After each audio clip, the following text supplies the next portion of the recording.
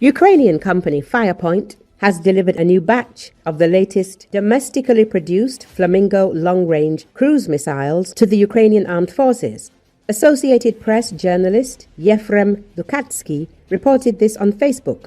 Lukatsky recalled that Firepoint produces not only missiles but also various types of unmanned aerial vehicles, including the FP-1. According to him, FP-1 drones currently account for over 50% of all Ukrainian armed forces strikes on military and strategic targets in Russia. These drones are in high demand among Ukrainian soldiers. Efrem Lukatsky posted new photos of the Flamingo missile on his Facebook page. Even the photos demonstrate the power of this Ukrainian weapon. Firepoint developed the Flamingo cruise missile several months ago. It is currently the longest-range Ukrainian weapon. The Flamingo has a range of 3,000 kilometers with a warhead weighing over 1,000 kilograms. It's worth noting that American Tomahawk cruise missiles have a range of 1,600 to 2,500 kilometers, depending on the version. The Flamingo missile's performance characteristics are kept secret, which is understandable. Media reports suggest it is superior to the Tomahawk in some respects. The Ukrainian missile has a longer range, but other characteristics are also important for such a weapon. According to unofficial reports, the Ukrainian armed forces first used this new missile against Russian military and strategic targets in the spring of 2025. In November, Ukrainian President Volodymyr Zelensky confirmed that the Ukrainian armed forces were already using the Flamingo. However, it is not yet in serial production. According to Zelensky, mass production of the Flamingo will begin in December of this year or in early 2026. Flamingo missiles use solid fuel. Producing such fuel in Ukraine is extremely difficult, given the constant airstrikes by Russian occupiers. Therefore, Firepoint will build a solid fuel production plant abroad. Ukrainian military expert Roman Svitan also explained where the Flamingos will fly.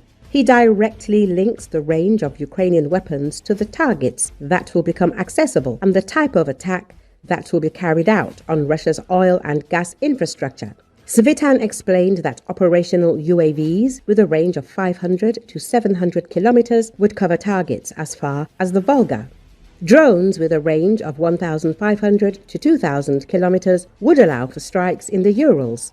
If Flamingo missiles, with a stated range of approximately 3,000 kilometers, are put into production, key components, the Yamal Cross and major oil refineries, including the Omsk refinery, will be targeted. According to the pilot instructor, this means a real capability to reach and completely shut down the Russian oil industry. We'll be able to reach and completely shut down the Russian oil industry. The Russian gas industry is very easy to shut down. Once we reach the Yamal Cross, we'll completely shut down their entire gas infrastructure, says Svitan.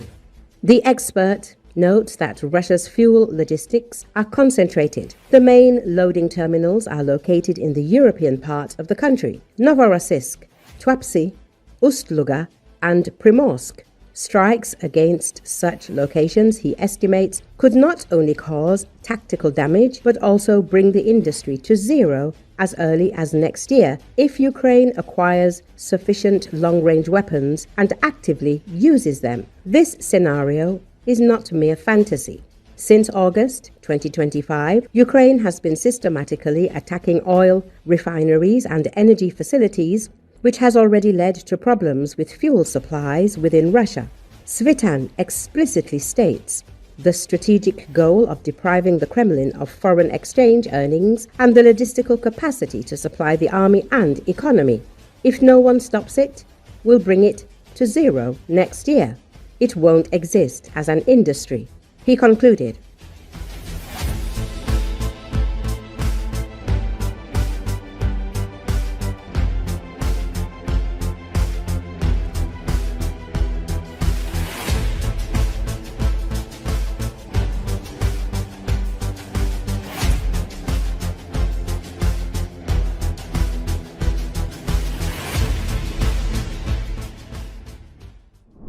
The Black Sea is experiencing a new phase of escalation that could impact shipping safety throughout the region.